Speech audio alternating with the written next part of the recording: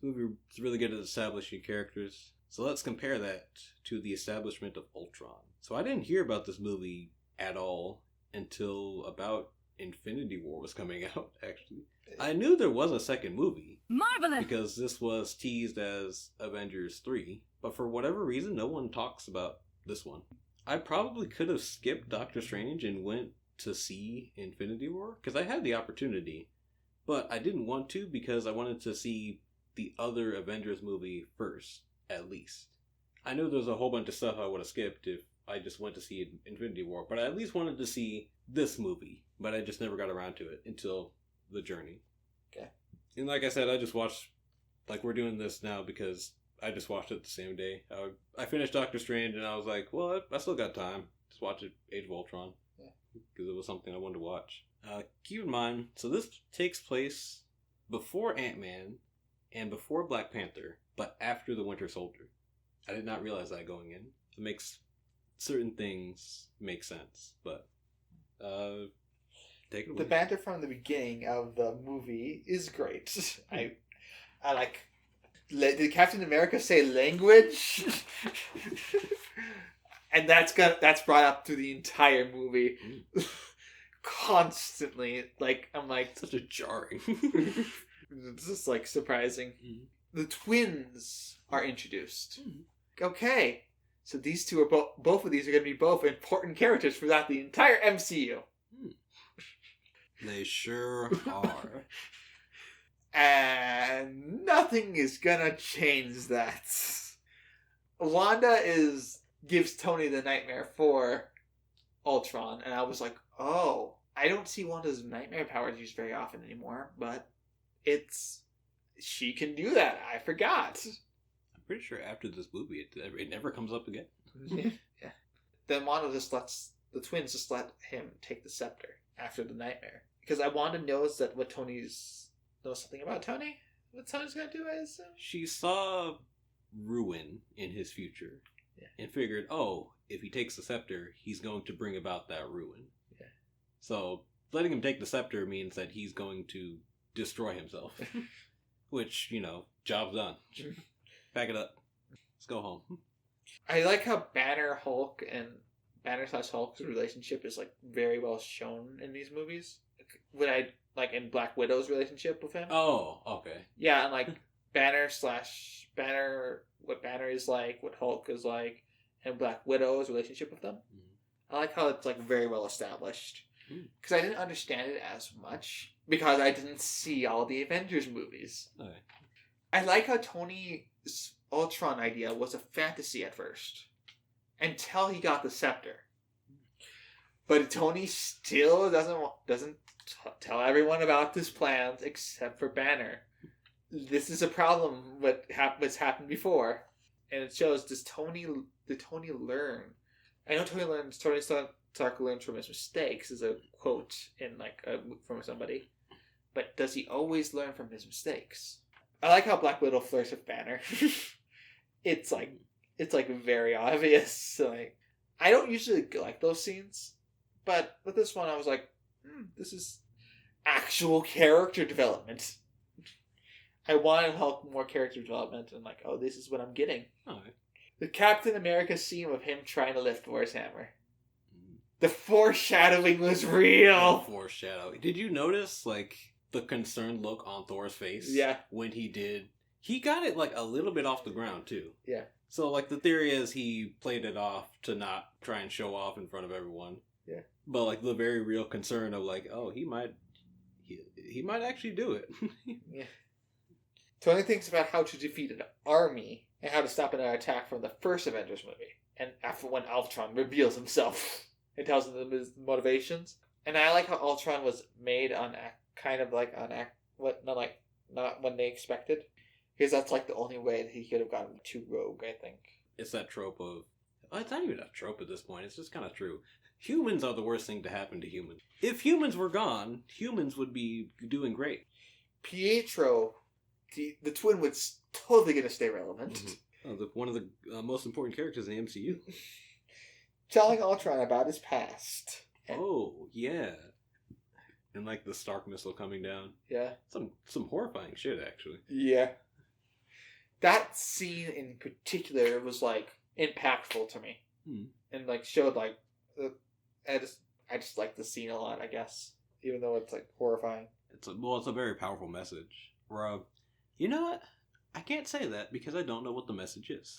I can't think of the message at the moment. Yeah, it's powerful something. Hawkeye learns from his mistake and stops the mind manipulation, and is one of the few people who do not get screwed over by it because he has learned from his past experience. Yeah, I've done the whole mind control thing. Not a fan. it's just, and then Pietro just comes back and just smacks at Hawkeye and like, ah. I feel bad for Hawkeye because he can't get screwed over. Yeah, like, well, that's the problem. He doesn't have a supernatural backing. Yeah, he relies on skill, which is a no in this universe. When Wanda messes with the Hulk's like vision, and the and Tony's shown to him had made a Hulkbuster. I wonder when he made that. Yeah, I don't know. And why he thought to make that. I don't know. Well, okay, I guess I can understand why he thought to make it, but when? When? And what spurred it? It's Tony Stark. I don't think he needs much of a region. Well, he's not Batman though. That's the problem. Yeah, he could have just had Jarvis make it for him off time. Honestly. Oh yeah, Jarvis, can you just make a Hulkbuster for me? Sure thing, boss. No, like he made the fans. Tony. It's not that important. This is where Hawkeye's family is shown, and Hawkeye family is the best. It's amazing. Like, we didn't know you existed. Tony thought he was making stuff up. No, he has a family. These are paid actors. They're smaller paid actors. It's moments like that shows, because everybody has a reason for why they're worthy to be on the team, and I think that moment shows, like, oh, this is what Hawkeye's for. He's the down-to-earth guy, and, well, he's also really skilled. Yeah. With, like, a bow and arrow. But, like, he's the down-to-earth guy that kind of holds people together. Or not hold them together, keeps people grounded. Yeah, they're not going crazy. Tony was, like, completely thrown off about that. Helen the Geneticist was, like, set up, and, like, combination of the creation of Vision and, like, how he does it was just fascinated me, because that's actually kind of possible. Technically, it's still very science fiction nowadays, but apparently skin muscle robots are a thing. Okay. So it's like, it is possible, but it's super sci-fi for what we are at. Theoretically possible, maybe not feasible in the modern age. No, not even close. Right. Nick Fury appears out of nowhere and does a talking to Tony Stark, even though he's not the leader of the Nick Fury of wherever he is. Shield, yeah. Anymore, I'm like, wow, he just appears at the right time every single time. He's Batman. If he built a Hulkbuster, I'd believe it. He just had a Hulkbuster lying about? Yeah, I believe it. He's someone who will make weapons to prevent, like, a war. He would be prepared. The mystic water for Thor. I found that really random. Me too. That and another scene I'll get to, but it feels rushed. Yeah. Wanda seeing Ultron's vision of the world scared her so much that she convinced Pietro and herself to help with the Avengers. I like how, like, the Pietro is just the Flash. He could be a good character. Interesting way and make him like not like the man. I really hope we get to see this character in other movies. The twins are helping civilians now, and they're starting to grow and change. Be a really valuable asset to have this guy on the team. Can't wait to see him in Captain America. I like how they use Jarvis's consciousness to make Vision. I was confused why Ultron saved Black Widow. She did. Black Widow fell out of the plane, remember? And then and Ultron had her in a cage. Oh, yes. Okay, yes. Yeah, I guess that is technically saving. I guess No, I can't think of any good reason. Never mind. You have a point. Thor powered up to make Ultron because of the mystic divine water. You mean Vision? Vision, yeah. I said Ultron. Why did I write Ultron? Technically, he is Ultron. Mark II. Nah. I still call him Vision. Vision just holds Thor's hammer without any difficulty. I will circle back to this. It was like, how? Ultron's plan is not what I expected. What did you expect? Him going for the nukes the whole movie. Oh, okay. Yeah, because that is a plan he always goes for. All right. But instead, he goes for lifting a piece of rock into the air and just launching it down. I was like, what? I don't think that's ever been done in the comics as far as I'm aware. I can understand it. One, that's still gonna cause a lot of destruction. Two, he couldn't get the nukes. Jarvis was in his way. Yeah. He just, you know what? Screw it. I'm not gonna be able to defeat this guy like I could a human. So, let's switch to Plan B. It was amazing, and you know what? Now that I think about it, much better as far as like a storytelling perspective goes. Because if it was just like, oh, we gotta stop him before he launches nukes, it's not that exciting. Whereas this event has ramifications throughout the MCU. I hate how they handled Pietro. If you can't tell that already, I hate it. I hate how they killed him off. What? No way. Wasn't his death like glorious and earned? Didn't see that one coming. The worst part. Sorry, I had to move to a different location. Okay, so you asked me. Well, First off, the first time Infinity Gauntlet think was shown, and how can this Age of Ultron be fixed? Focus on a single point. Does he want everyone dead or not? For saving Black Widow, like seem to genuinely care about the twins, and don't kill a character you just introduced. Okay, so listening to your notes, we had some very different feelings about this movie. Yeah. Well, actually, first, overall opinion on Age of Ultron. It's good. It needs some fixing, though. Alright, and I guess that was the fixing you think. Alright, so my biggest problem with this movie, I think I've told you this before off air, this movie feels both too short and too long at the same time. Ultron is a rather big character to just be done like this. I wish there was more development for Ultron, but at the same time, I can't think of what I would do to develop this Ultron. Also, the scenes of a lot of the inner character moments are cool and all, especially Natasha and Banner. Yeah. That's cool and all. I feel like it took up a little bit more of the movie than it really should have. Okay. I can see where you're coming from. I just want... That's my personal bias, because I just wanted more development for those two characters. Because I keep thinking... Because I'll be honest, I don't have an answer for this question. I've been thinking about it for a while now, of maybe make this into 2 parts like they did with Thanos, but I can't imagine what the second part would be. Yeah. Or what the first part would be, I guess. I know what the second part is. I hope we get at least a comment on this one. Let me know. Do you feel the same way? Are you more in line with Helping Hands views of the movie, or do you agree this movie feels both too short and too long at the same time? All right, let me get into my actual notes though. Oh, I should have asked you. What do you know about Ultron? Wiki skim. Nukes. Artificial intelligence was created by Tony. Always knew about that. He tries to destroy the world in many various creative ways. I'm going to correct you on one point. Ant-Man. What? It is typically Hank Pym that creates Ultron, actually. What? Yes. I could have swore I mentioned this in off-air during our Ant-Man session. It's typically Ant-Man that creates Ultron, actually, not Tony Stark.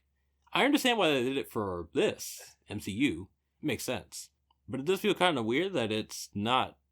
Because they introduce Hank Pym, too. Yeah. It's not Ant-Man... Well, actually, no, I guess I understand why they didn't make it Hank Pym. Because I like the direction they went with this Hank Pym. It's typically Ant-Man, whoever is occupying Ant-Man at the time, that creates Ultron, actually. Tony Stark is not the only genius in the Marvel Universe. And not the only one capable of causing mass destruction on a global scale. Very true, I guess.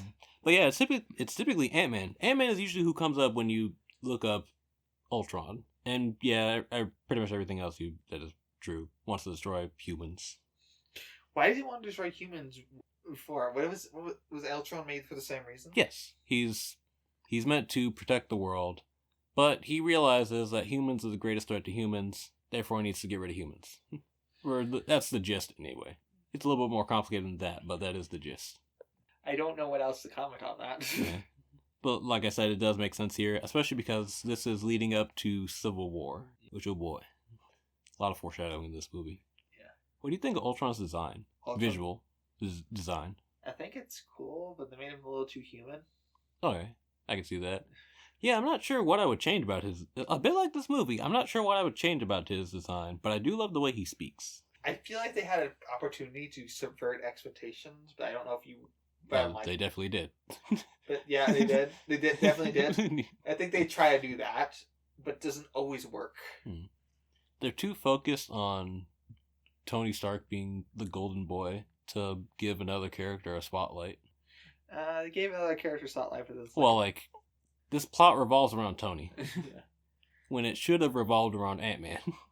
Although, like I said, I do understand why they did that this time. And to a degree, I agree. Man, I like Ant-Man in this MCU. I know this is about like Age of Ultron, but man, I really do like that Ant-Man in the MCU. Have you seen this Ant-Man movie? I have not seen the third. Me either. So our opinions may change. All right. Because I've heard that one was a lot of people are complaining about that one. I've heard mixed reviews actually. Yeah. And I got spoiled on a character that I wanted to see in the MCU, but not like this. Not like this? Yeah. Alright, back to this movie though. Vision. I don't know when that's going up, but Journey Alpha, I remember feeling very, very miffed about Vision. I've warmed up to him now, but I still hate the way that he just shows up, grabs a hammer, and is good. That's it.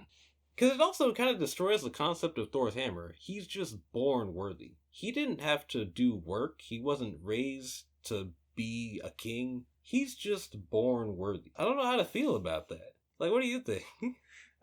Thor's hammer has a lot of flaws. When I've read some theories about it, Thor's hammer is not exactly tied intrinsically to good and evil, actually.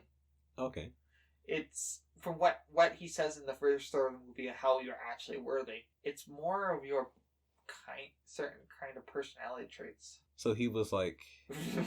Okay, so whereas someone like Thor or Captain America, they like worked to build up their stats, the relevant stats needed to wield this, equip this piece of armor. Yeah.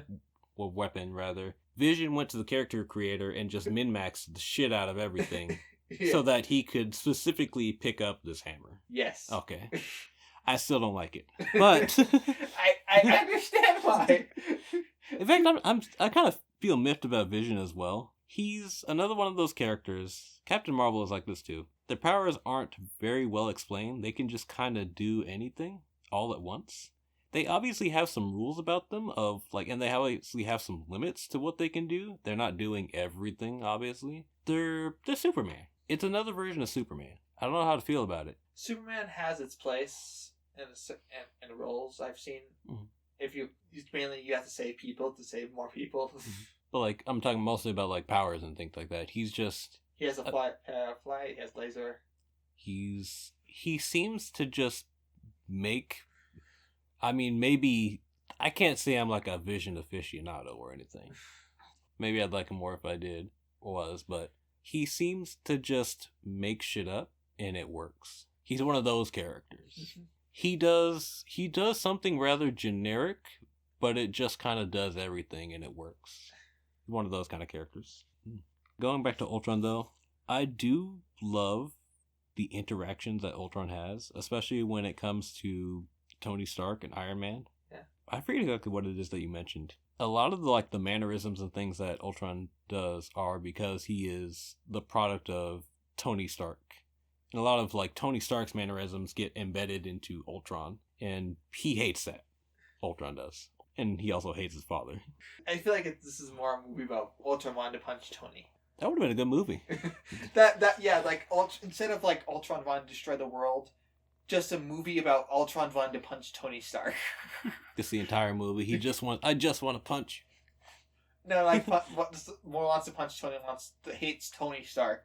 Like Tony Stark's creation, absolutely loathing him. No, I'm absolutely imagining the extreme of this. Of the entire movie is just leading up to him getting that one punch on Tony Stark's face or something. Yeah, you are an asshole. Like he just like miraculously avoids it the entire movie. Yeah, but he just at one time is like, "Oh, I got the perfect position." Yes, my life is complete. Self-destruct. The bad guy won, but did he? So this is as opposed to like some of the other movies, this is a weird juxtaposition because this is a movie about the consequences of superheroes and their actions, rather than just kind of like lightly touching on it. Yeah, I think it's become a reverse trope now, to where like living in a world of superheroes is so bad because the city is always destroyed, and now it's almost become a trope that the people don't like the superheroes because they're destroying their home. Blowing up things, a laser beam. They kind of touched on this in the Avengers of like, people were split. Oh, I just got saved by Captain America, and then you turn the next channel, it's like these heroes are destroying the city.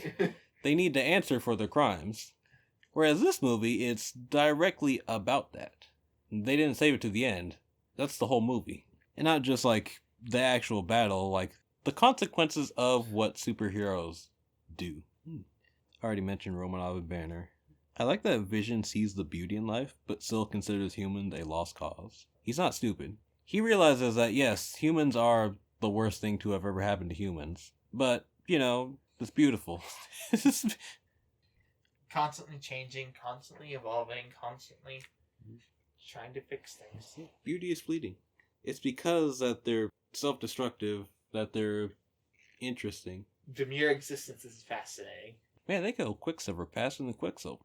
I hate how they treated him. I guess he would have just been too powerful. I don't know. Like, guys who run pretty fast, you need like a lot of justification for why they don't win literally every interaction that they ever come across.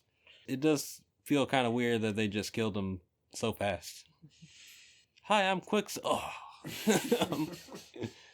A bit like Ultron, actually. He's there one day, now he's not. Oh my gosh, I hate how they treated Quicksilver. Speaking of Quicksilver, so, you notice anything weird about these two twins? They look very different. Alright, these are Magneto's kids. Oh. These are Magneto's, they are Magneto's kids. Where's Magneto? I'm just imagining, like, I'm interviewing a Marvel executive, and not just, they're just making the exact same noise that you are.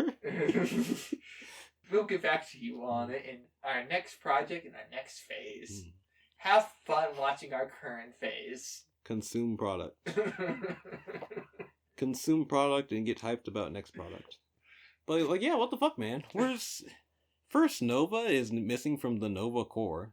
The Nova Corps. And Nova, I think he's only appearing now. He is? Like in Guardians Galaxy Season 3. Oh, I thought that was Adam Warlock. Wait, it is Adam Warlock. Yeah, no, he's missing. For whatever, he's missing in action. And now Magneto's kids without Magneto. Fantastic. The fuck, man? Because, like, you can't exactly go back from this. You've established that Magneto doesn't exist.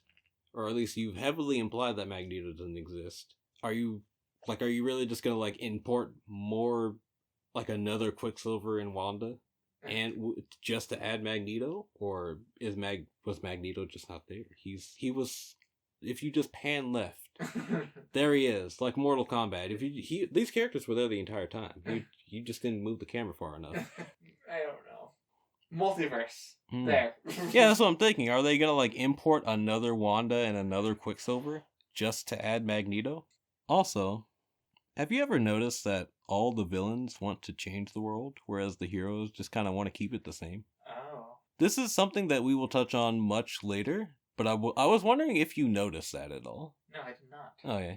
It feels kind of weird that, like, even though their motives are flawed and twisted, the villains are typically the ones who want to change the world, because the world does need changing, whereas the heroes are there to stop them from doing that, but they don't ever want to at least get to the core of what the villain wanted.